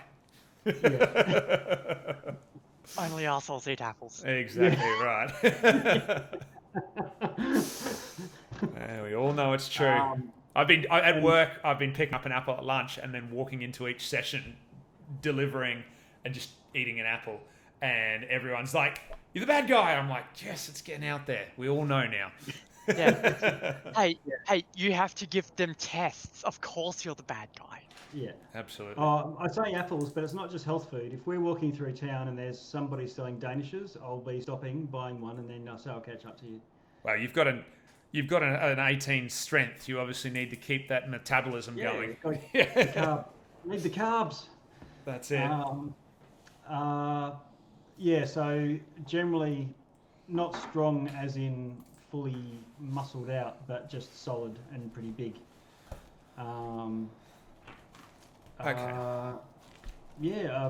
But light armor, at least for now. He might go tanky if things get nasty and it becomes a professional adventurer, but for now, no way. Fantastic. Yeah. Now, you've all seen the map of the world and this couple of places that I showed last week. Any thoughts as to geographical origin? I am open for suggestions. I'm thinking we're going to center around Sedendria. I was thinking of going to Briad, which is the default capital of the land, but just with we could do that. It's a lot further from the Stormbreak Isles, which is Kitty's sort of origin. But there's nothing to say that that didn't happen. You'll notice that down on the bottom of the bottom of the map, there is the Swamp Marsh Strait and Lasteel Islands. That's very much a sort of not piratey but piratey sort of area. So there's a frontier town, and not too far away from there's a Plank City in the estuary where the fleet hides. But then to the north of that, you've got Briard, and then to the northwest of that, you've got Briard. To the northeast, you've got Sedendria and the Stormbreak Isles and those kind of things. So, did you have a specific place in mind? So, in your case, Sasha, we need you in a reasonable sized city, I would imagine. Yes, a city, preferably one that people would potentially go on a holiday with their family. Yeah, Sedendria really works for that, actually. So, Brilliant! I'm a local. I could be entering the party as a bit of a local guide. let's see if I can. Oh, yes, I don't think I can directly throw something into the chat. But if you look at that, if you look at the map that I gave you that had Sedendria just sitting on the little Isthmus of the Refuge Sanctuary there. I don't actually have the map. Okay, hold on. Let me pop into chat, because it'll be on our Facebook chat, which I was about to bring up on the wrong screen, which is probably not ideal. Oh, okay, I'll jump to that too. I'm just going to scroll up a bit and bring him out again. Actually, alright, what I'll do is I'll upload them again. It'll be quicker. He says, with it not being quicker.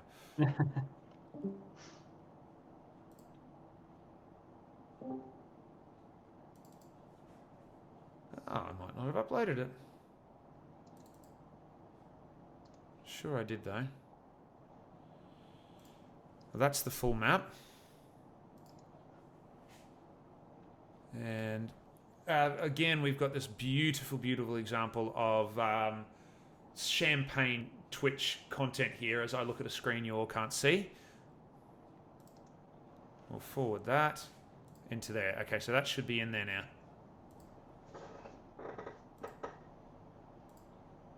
But it doesn't appear to be. Let's send that. There we go. That image is forward. Okay, now I've got it up. Thank There you. we go. It's not up the right way, but that'll do for the moment. And I suppose it would be only fair to show everybody else. Which, of course, I can now do. No, I can't, because I didn't do it right. There they are. Hold, please. Yep, got it. Just ended up rotating it a couple of times. Yeah, So, I will do the Wilton same. Plains. So, where's Sedendria? So Sedendria yeah. is that little one down there. Yeah, the Cindendurin Highlands. So you got Sedendria there. Yeah. And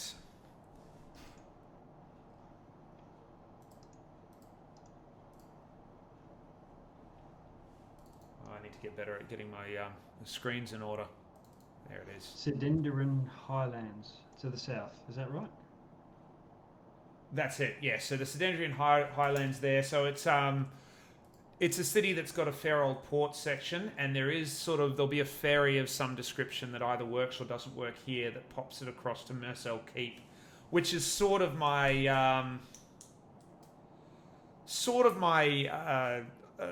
appropriation of Candlekeep, for want of a better concept at the moment, just in case we had some sort of Candlekeep-esque scholars going on. These maps aren't as to scale as perhaps they could be, because Stormbreak is a lot closer on this map than it is on the world map. But that said, maps. Not everybody's good at cartography. So Not all maps are accurate. exactly right. We have an unreliable narrator and a rubbish map maker. Oh, your maps inspired me to start getting into drawing my own for a couple of weeks ago. Ah, lovely. I quite often just do it when I should be doing other things to avoid and while. Before I started streaming, when I was watching another stream, I just have a map in front of me and I'd be messing around with it. Okay. Just going to upload a closer image of that city for you, Sasha. And for you, Remy, this Cindendurin Highlands, not particularly arable from the perspective of a farmer. So you would have been just in the foothills of the city, just on the outskirts if you were there. Depending on your interest in travelling outside those bounds, to the north there, Lake Tsoon and Sundar. I think they were nominally Elvish ports. Was thinking sort of a Lake Titicaca kind of feel where it was either partially aquatic or just in that neck of the river break between the lake and the Taildar River. Mm-hmm. So you could be from local there, or there might have been something that brought you to Sedendria for somewhere else. Happy for there to be a collection of villages up on the top there on either side around. So if there's something that like if you want to be from a sort of smaller agrarian area, I'm open to that as well. We'll just choose a spot and we'll say there was always a town I'm there. okay. The location doesn't matter so much. You can probably pick what fits best. Yep. I was thinking more at least culturally, like the Celtic farmer or the Scottish or even the Viking farmer, where it's not arable as in wheat, but maybe grazing or stuff like that. Yep. So that would probably work in the Cindendurin Highlands, to be honest. Okay.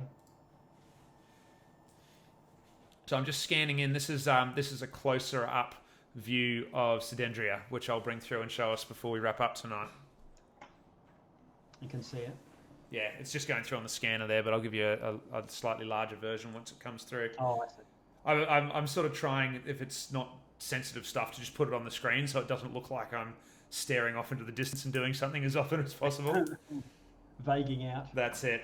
Brendo, yeah, there will definitely be a Sea of Thieves One Piece style arc. I literally have played around with some of the ship rules that they put out as Unearthed Arcana, and I have a pre-generated ship that I always use for a specific size that it will be easier for you all to have, just in case that were to happen. Now, while this loads up, same thing that I said last week, because you are living in a world that is a bit different, you do have some options as to your origin. Because you are around Sindari, and because you are a human, or let's say human adjacent when it comes to or as far as you know human, Sasha, or I can assume human, I would recommend either the Sindari or the Vendali, which are sort of not like subclasses, but just a little bit of extra flavor that you can do. So as the Sindari, if you wanted to be a bit more stockier, and then you can go back and play with this if we want, you can split human and dwarf traits a little bit. So if you want a little bit more dwarf in you, you can have it. A Sindari gets advantage on checks to find the best path when such a path exists, which would probably run in your favour, Anthony, in your character there, if they're sort of a little bit of a mobile shepherd.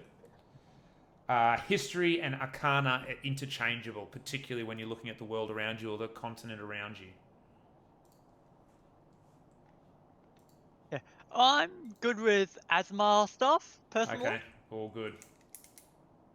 Because a lot of the Asmar of physiology and stuff comes from the whole angel blood thing or angel touched. In most settings, I'm not sure how it works in your setting. In that case, presumably about the same. Just be aware that you are allowed both. So this doesn't actually replace anything. Yeah. This is on top. So if you do want it, I would consider Vendali or Alstar then. Vendali, because like that angel blood would give you, I would imagine, a slightly better take on this area and perhaps some of the history. So I might allow you to make some checks that will give insight into the nature of this, what's happening and what's going on there. Oh yeah, sure. I'm always up for extra things. Now I'll upgrade them. I'll do this up and then post it to us once I've got that finished. But essentially, Vendali, based on Vendalia being the continent or the world that we're on. The island that we're on. Any race, advantage on history checks about Vendalia, which gives you a bit of an insight into the history of what has happened and what has changed. You get one extra language, which I would probably suggest could be a specific dialect of an area, which would allow you more access to information more readily. An advantage on trade negotiations. Alstar is the planet that you're on or the world that you're on. You get advantage on Arcana, advantage on any history checks based on the wider Alstar, which is the planet, more or less.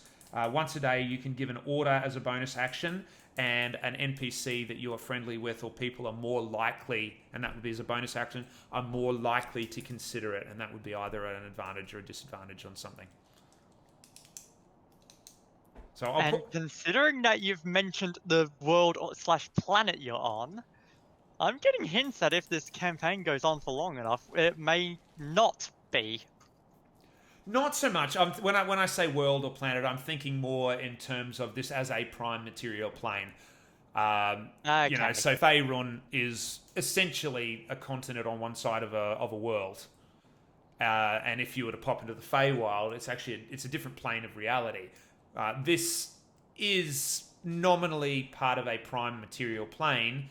But there are, for anybody who's from there, you'd know, at least through legend, that there is some sort of separation which is tied to the gods. And particularly the prime god of Saban, who arose from the people early in the world. And that sort of changed things. And as a result, this world is apart. But we'll weave that into the pre-stories a little bit, I think, rather than go into too much detail now, because I'd rather have as many of us there possible to go through them, or to go through them in a little bit more of a setting. Just trying to work out. Is there anything that we need to do now with our characters, or? Look, I would just say play around with them for a bit, update them. Let us know what you need, if there's any more information that you would like or would you need. Is there something else that I can uncover or shed light upon at the moment that would help? What? One, just what we do for equipment. If I jump to that page. Absolutely your choice. You can either take the base equipment or you can choose to roll gold. Okay, all right. Okay, and if we take base equipment, like I've got choice of chainmail, which I don't really want, and then it's leather armor and a longbow and 20 arrows. Can I just sell the longbow straight away, or do we just do that in game? Yeah, you could do that. I reckon if that's the case, though, just we'll go on to the other one, the gold one. Oh, I see. Right. Because that way it'll give you an amount of gold that you can spend on whatever the hell you want. You could be naked and have 50 daggers if you wanted. Right. And fighters get a lot of gold. So I'll just jump into you there. Where are we? Remy, view. In fact, I think a fighter actually gets the most out of any class, just because, like, their stuff is expensive. You're getting armor, martial weapons. Yes. It's like you're getting the works. So if that's a dice roll, I should do that now. Yeah, good call. Let's do that. Equipment. So yeah, choose gold there for me and see what comes up on that equipment page. Okay, I've done that, fighter, and I'm clicking on randomize. 8, so 80 gold. Happy with that? Yep. All right, cool. So then I can go shopping. That's it. Leather with as many darts as I can carry, and then whatever else, food, danishes, apples. That's it. I suppose that's something that I'm going to think of. I've never been particularly pedantic about making sure you have an appropriate amount of food and going, have you hunted today, and all that kind of stuff. Yeah. Unless it's fun. If that's suddenly pertinent to the story, we'll start doing it for a little while, but it probably won't last. Yeah. I'm your travel takes 4 or 5 rolls, depending on how far it is, to see whether something happens kind of thing. When it comes to those kind of things. So I don't feel like you have to really pedantically stock up on bug spray and all that kind of stuff. We tried that for when we were running Cholt.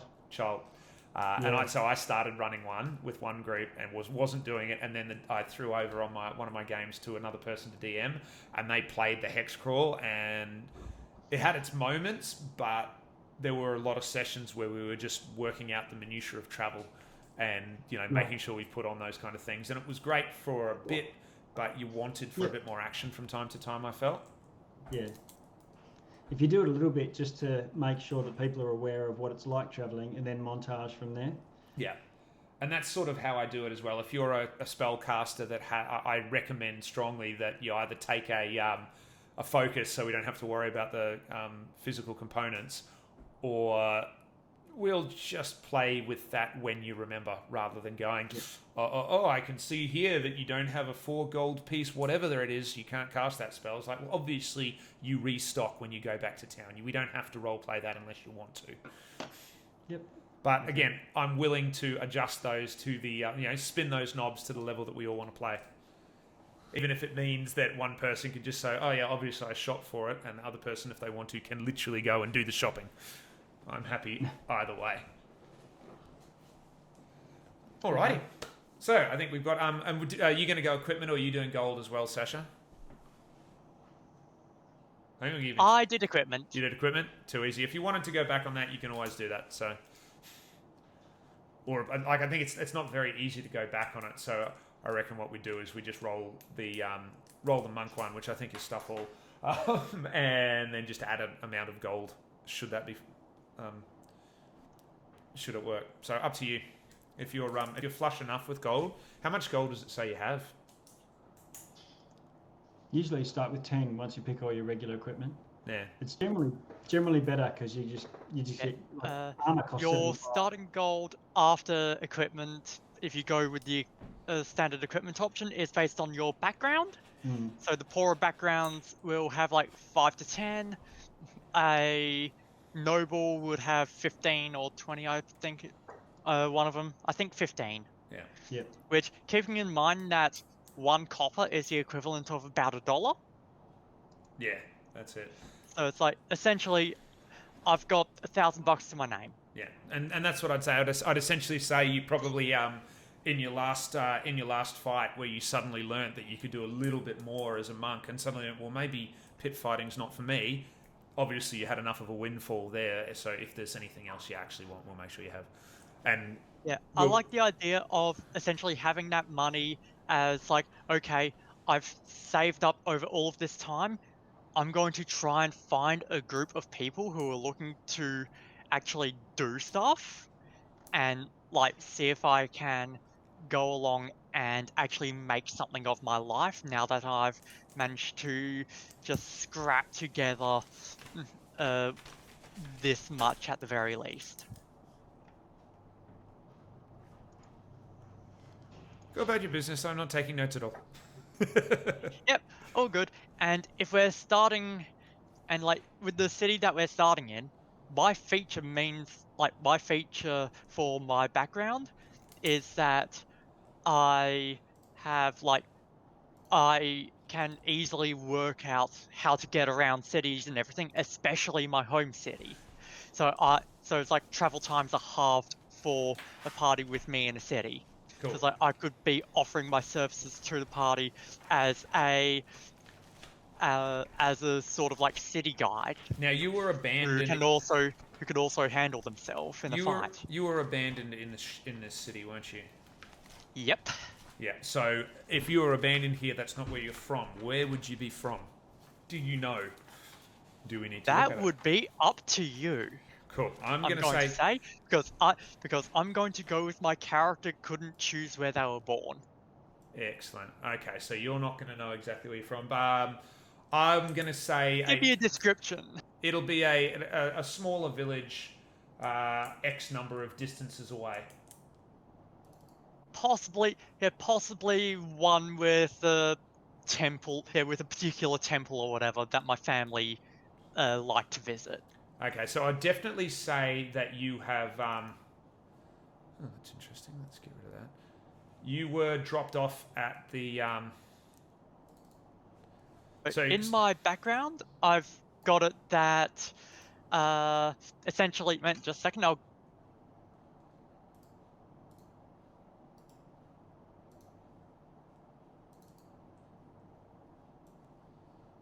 Your voice just disappeared, Sasha. Oh yeah, I accidentally took my finger off of the push to talk button. Ah, sorry. Go again. Okay. Dinra, thank you for the posture check. I was going to try and cross my legs and sit on my chair, but you flashed the Einstein's barber snips, so I'm sitting up now. All right, sorry. Go on, Sasha. Yeah. Okay. So for backstory, so basically it's like the general gist is that once on a holiday to a city which I'll now enter as this one in particular, with her family as a child, everything was fine until one day her parents started acting odd and just disappeared in the market, never to return. She has no idea why, she didn't at the time, and to this day it's still a mystery as to why it happened and what exactly happened to have them disappear. Like, they could have abandoned her, they could have been murdered, she has no clue. Okay, can I make a suggestion? You can choose to follow this or not.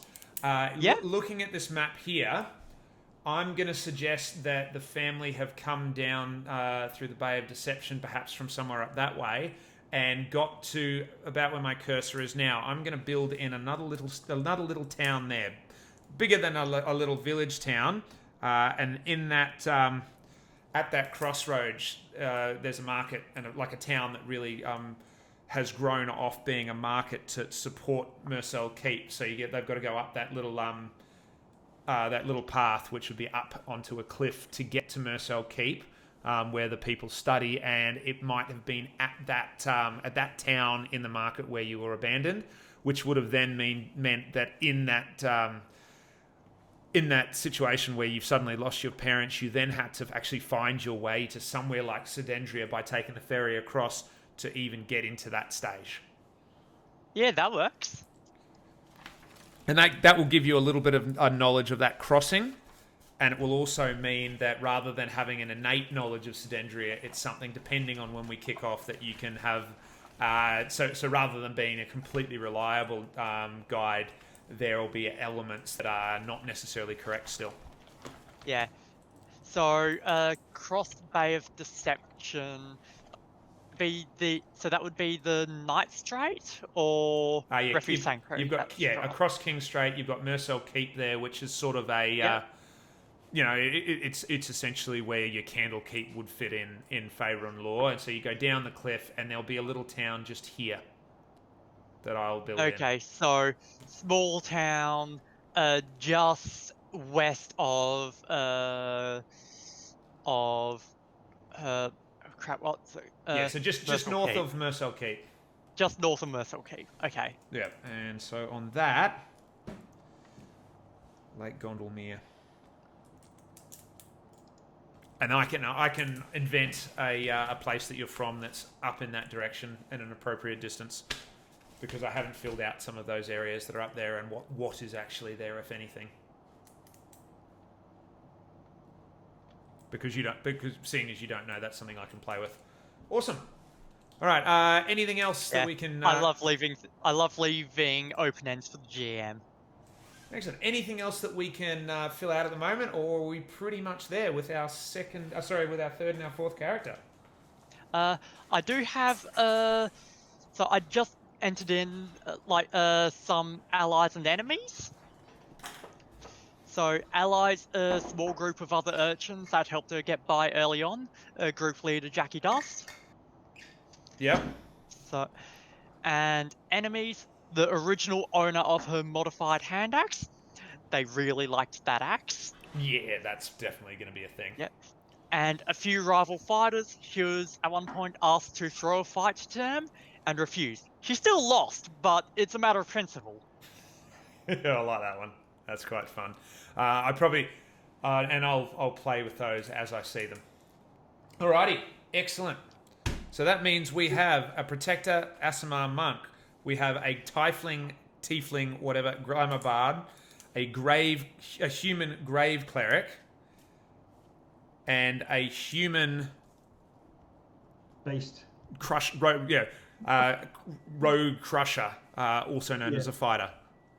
His Torrazul is his surname, and that is more from his pals because of his blue eyes. Torrazul's Iberian Blue Bull, and Remy is, well, that's what everyone calls him. That's sort of leading into maybe what might happen at higher levels. It's short for Remiel, which means Thunder of God. Excellent.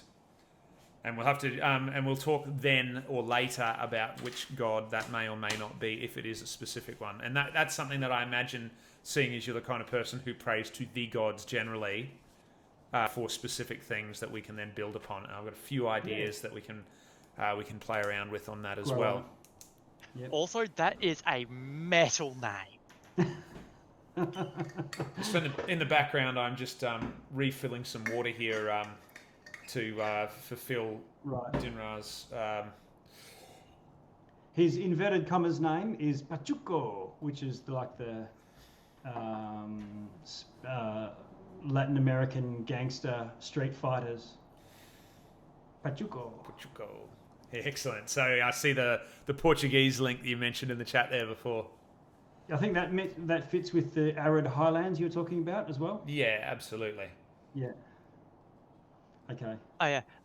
How do you spell the city's name again? I'm just typing it into the backstory. Cidrendia, Sidrendia. Other players always have a go at me for making names difficult.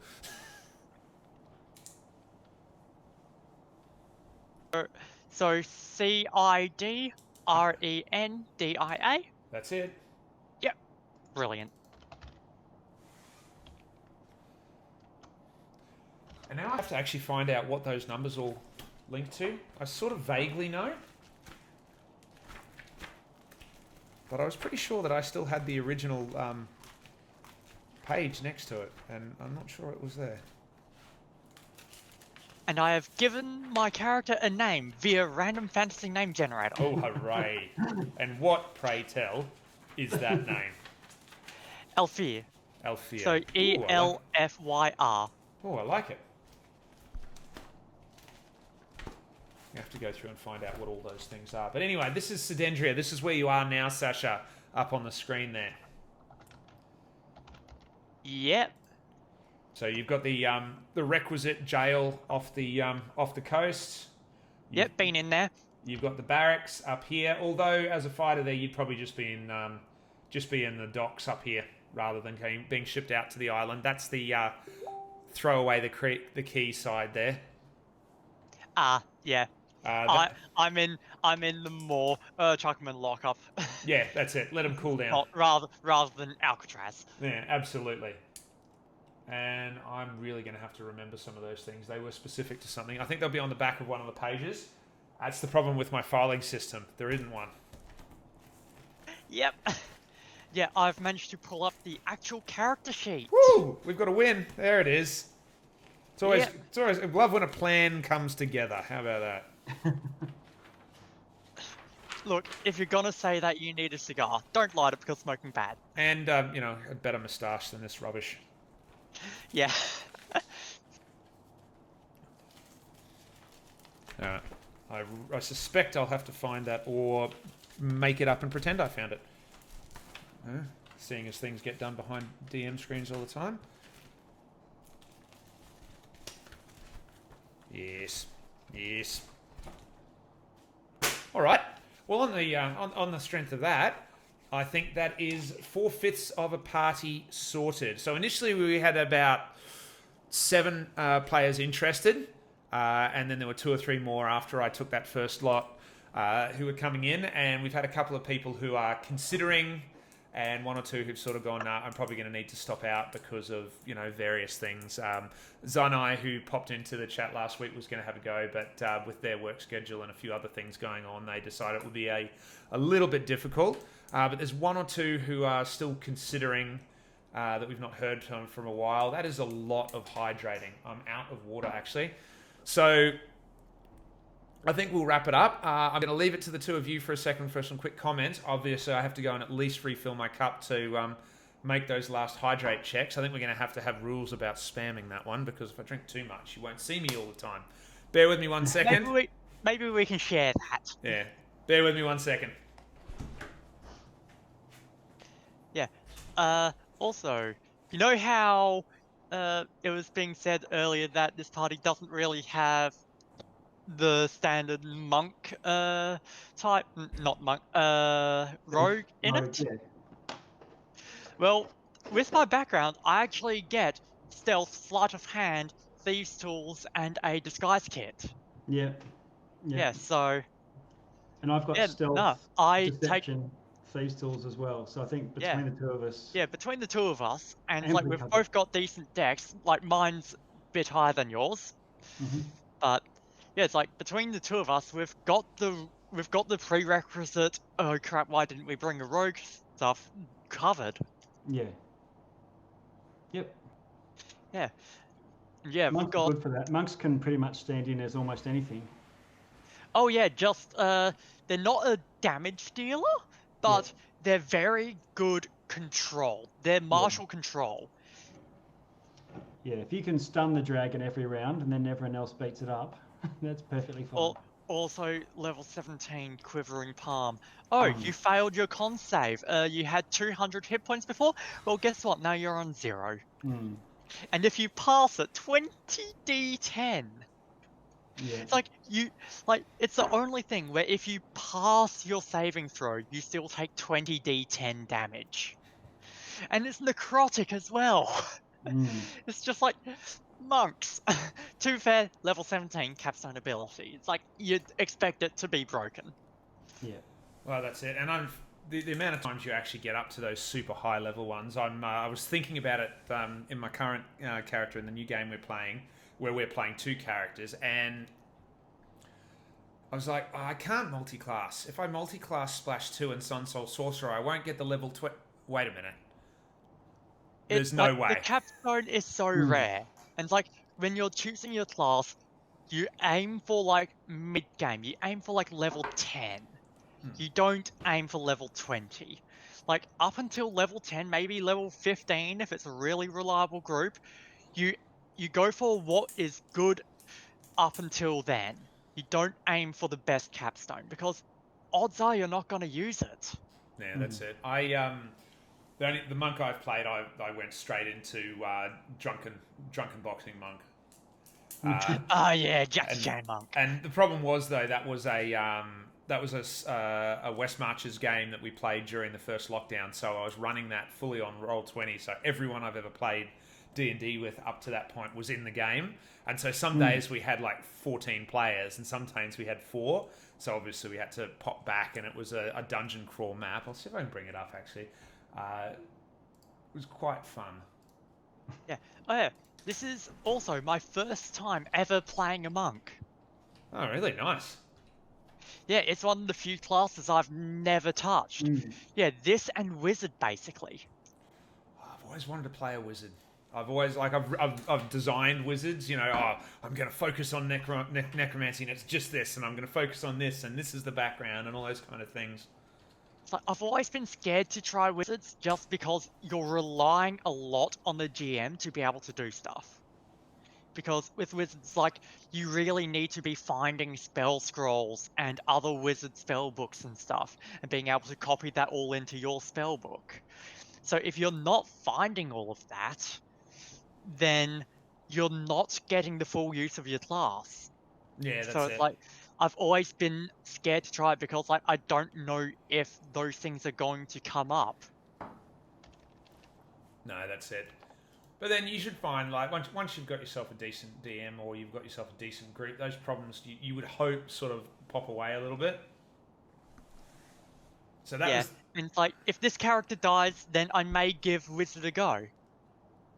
all right. Well, if you suddenly decide you want a wizard, let me know, and I'll throw something big at you. Yeah, it's just No, this takes. Well, lost. I do wonder whether Discord is the best way to do this, Anthony, for that reason. Yeah. Because we'll just drop Discord chat back in. Because when people drop out, everything changes every time. Do you know what I mean? Yeah, I was looking Avatar. looking at the screen and how it changes the layout depending on how many people are in. Yeah. But I guess you could just grab the whole page and downsize it, and then just put that little panel, Just like that. and embed that. And Yeah. then if only one person's in, there'll be a little window up in the corner. But generally, you'll have 3 or 4 at any one time, and it might mix around. I've got to try it. I've got to try it this Friday doing the same thing because we haven't used webcams before. But I can see the windows are going to get smaller and bigger depending on how many people are in there. So I think the best thing is probably to grab the whole screen, or at least all the So that viewable area of Discord. Yeah, so that thing I've popped you up there is I've taken the voice, the channel that we're in, I've popped it out and put it as a big screen. Yep. So I put it to full screen, and that's what that looks like, which, is fine. Once we get a third person in, so if I show non-ones, that's what it's going to look like. And so they'll get smaller and smaller and pop around. So I was sort of hoping that we'd get 5 on, and I'll know whether we have 4 players, 5 players, 6 players for that night, and I'll just go onto that. I'll go onto that scene that will match it, rather than having to change. So if we lose players, I can just flip screens. So for example, that's what an 8-player screen looks like. Yep. And then that's the 6-player screen. Almost exactly the same. You hardly notice the difference, but it is there. Yeah. And I thought that was the way I might be able to get around this, but that sort of means that I now need to build an 8, a 7, a 6, a 5, and a 4 just to make sure we can. Yeah. But that's easy enough to do. I just need to make sure that we've got everybody, like a maximum number of players in a Discord at one time, so I can then just do the snipping, because on OBS, in order to do that, you've got to put a filter and a crop every time you do it. And so that first setup takes a little bit of time.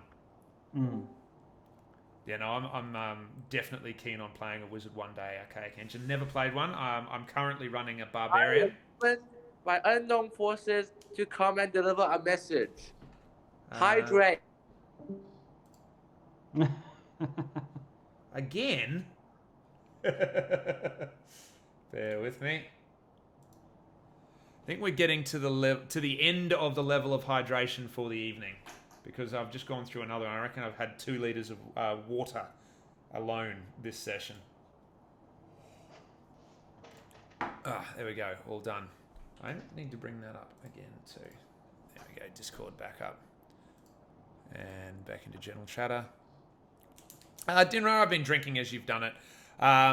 Just be aware that when we're playing Session 0, I'll be dropping mainly into our Session 0 engagement page rather than the general chatter on Discord, which is what I sit in during normal game days. So on a Wednesday or a Friday, I'll be in general chatter, but on the Monday particularly, I'll sit in Session 0 engagement, because the idea is that we will be able to engage with the chat directly through that.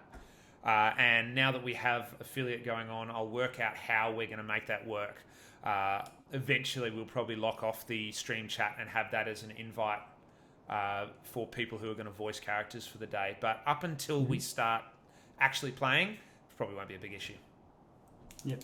But yeah, this was the West Marches map that I drew, and Okay. Cool. That's nice. just playing around with different ways to do mountains. And then that jumps off into a much bigger sort of, I was trying to do, the old Spanish main on, what was that pirate? On Sid Meier's Pirates, where you actually were going around the different New World sort of Caribbean islands as one of the colonial powers. And I built a campaign that was based around that, and it was a seafaring campaign before Sea of Thieves came out, I might add. And so this was sort of like your opportunity to start off from that. And of course, you've got your hex crawl where they take their little boat, and as you move the boat closer, it was supposed to automatically get rid of the hex crawl.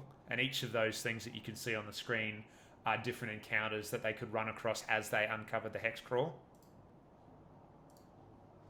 It's one thing I do really like about Roll20 is your freedom to do exactly what we've sort of got up on our screen here. You can really customize things. You'll see some similar images on this that I then use to make the that. But yeah, definitely a fun part of it. That was less something we needed to do and just me wanting to geek out about Roll20, but Playing with it. yeah, that's it. Alrighty, we are at that time though, I think. So any parting remarks, Anthony and Sasha, before we pop off for the week and start counting down the hours until next Monday? Nope. Just that I have gotten my character working, and I can actually open it up now. Fantastic. So that is all good. So can we just double check to make sure it's working on your end? Easy done. So Just before we finish off. Remy and Alfia, you both haven't updated images either. No rush to do that. If you want to create an image or throw that in there as well, you are welcome to. That's for you, Alfia. All good. But again, that's something that can come down the track as well. That original one you had when we started that session there, Anthony, sort of has changed in my mind since you got rid of it. So that's all there. Description's up there. Alrighty. Okay. All right. Well, thanks very much. Thank you very much for that. The next step from here, essentially, is we should have Arlene, who is the final setup member of our party, who says she's available for next Monday. I'll probably ask one of you all if you're available to pop back on, just so we've got that extra chat head in there, so Arlene can do the roles and everything in the background, or in case we need extra voice if something goes wrong. And then following that, we should be on to some roleplay. And my thought there is I want you to think about which of the other characters you've seen or heard, this goes for you, Brendo, and Kitty as well, that you think that you might be able to do some backstory with. If there's nothing that comes up, I will come up with a few things and make some suggestions myself. But if you've got something you'd particularly like to do, weigh in our Facebook chat and we'll follow that up. Okay. As far as it goes to the viewers, thank you very much for reminding me to stay hydrated today, folks. But let me remind you as well that if you pop in there, rather than just choosing hydrate, you've got that help us build our first quest. So I can't contribute to it, but we're looking for 25,000 channel points in the next 14 days, which I know is probably fairly ambitious. If we make it, the chat will be able to jump on and design the quest giver that sends us off on our adventure, whatever that may turn into. So we'll have a session with just us, just the chat and me, where we'll build that character and then work out how we bring that into the game. It won't actually have to be a tavern, but it'll be a tavern.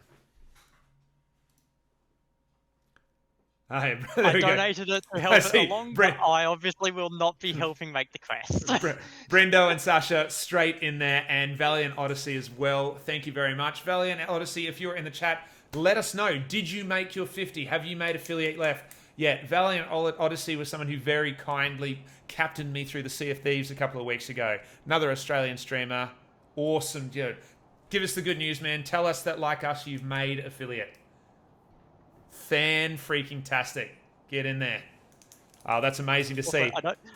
I know you're still in there, Anna. I know you're still I know you're still lurking. Would you like to help our GM ruin my life? Oh, I reckon there's a very good argument to save those points up and just dump them at the last minute when you think it's not going to happen. Alrighty then.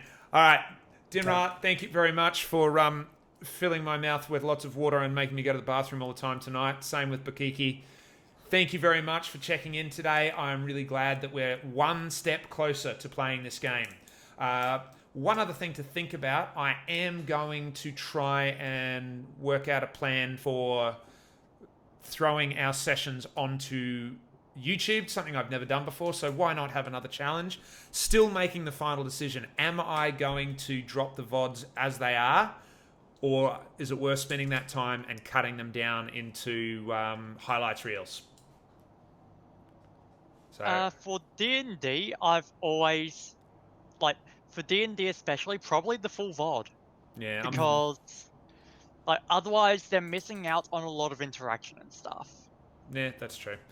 I might take a look through them. What I might do for the first part at least is just dump them and think about it later. Leave it big time as well for Valiant Odyssey. So I think that's fairly clear. So I will take your advice. So I think before I go to bed tonight, I'll press the button and get them uploading. And they'll be on. Alright. They'll be on there. So that's another job for me to do this week. Bit of column A, bit of column B. Yeah, because you don't have enough to do. No, exactly right. It's all right. It's almost like this is the kind of thing that you need to do full time, but never can afford to do. But you know what? At the moment, I am having an absolute ball, and I think Set and Forget is going to give us more time to plan the campaign rather than work on the videos for now. Look, maybe if you're lucky, Mr. Beast will show up and just dump $1 million on your face. Yeah, no, Mr. Bezos is spending all of his extra money that comes through these channels on penis-shaped rockets at the moment. So long may the huge battle of incredibly rich, hardly human demigods trying to get to Mars. You know, hopefully they get there, and you know what, there they can stay. Yep, and hopefully someone who's controlling the rocket from the ground sneezes and presses the wrong button. Well. Not advocating anything. No. Please don't destroy this channel, Jeff Bezos. Alrighty, folks. On that note, we're going to sign off. I'm going to go and spend some evening before bed, chilling with my wife, and getting ready for a day of the real world again tomorrow. Thank you for tuning in. Thank you for your input, guys. I am really excited about this. I cannot wait to see these characters in action. 1 or 2 more weeks and we'll be there. Until next time, though, we'll see you all later.